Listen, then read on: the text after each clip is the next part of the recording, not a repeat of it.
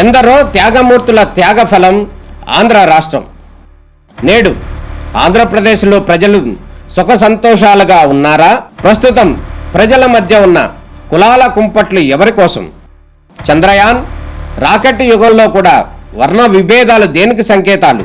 రాజకీయ పార్టీల నేతలు ఏం చెప్తున్నారు?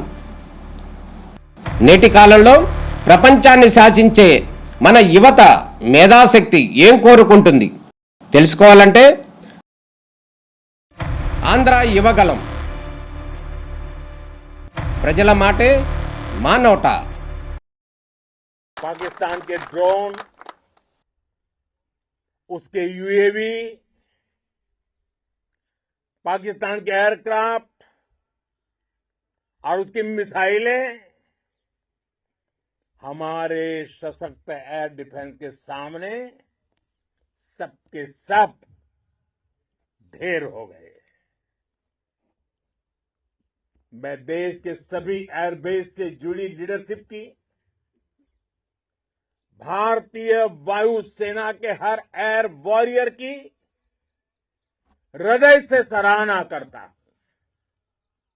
आपने वाकई बहुत शानदार काम किया है। साथियों, आतंक के विरुद्ध भारत की लक्ष्मण रेखा अब एकदम स्पष्ट है। अब फिर कोई टेरर अटैक हुआ तो भारत जवाब देगा, पक्का जवाब देगा। ये हमने सर्जिकल स्ट्राइक के समय देखा है, एयर स्ट्राइक के समय देखा है, और अब तो ऑपरेशन सिंदूर भारत का न्यू नॉर्मल है। और जैसा मैंने कल भी कहा, भारत ने अब 3 सूत्र तय कर दिए हैं। पहला, भारत पर आतंकी हमला हुआ, हम अपने तरीके से, अपनी शर्तों पर, अपने समय पर जवाब देंगे। दूसरा, कोई भी न्यूक्लियर ब्लैकमेल भारत नहीं सहेगा। तीसरा, हम आतंक की सरपरस्त सरकार और आतंक के आकाओं को अलग अलग नहीं देखेंगे। दुनिया भी भारत के इस नए रूप को, इस नई व्यवस्था को समझते हुए ही आगे बढ़ रही है। भारत माता की! भारत माता की! साथियों, ऑपरेशन सिंदूर का एक एक क्षण भारत की सेनाओं के सामर्थ्य की गवाही देता है। इस दौरान हमारी सेनाओं का कोऑर्डिनेशन वाकई में कहूंगा शानदार था।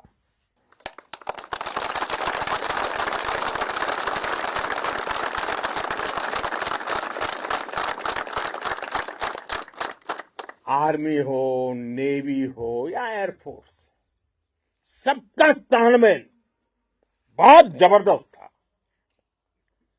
नेवी ने समुद्र पर अपना दबदबा बनाया, सेना ने बॉर्डर पर मजबूती दी, और भारतीय वायुसेना ने अटैक भी किया और डिफेंड भी किया। बीएसएफ और दूसरे बलों ने भी अद्भुत क्षमताओं का प्रदर्शन किया है। Integrated air and land combat system ने शानदार काम किया है। और यही तो है जॉइंटनेस। ये अब भारतीय सेनाओं के सामर्थ्य की एक मजबूत पहचान बन चुकी है। साथियों, ऑपरेशन सिंदूर में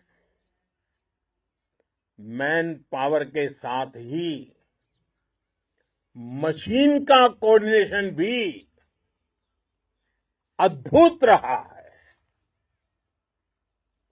भारत के पारंपरिक एयर डिफेंस सिस्टम हो, जिन्होंने अनेक लड़ाइयां देखी हैं, या फिर आकाश जैसे हमारे मेड इन इंडिया प्लेटफॉर्म हो,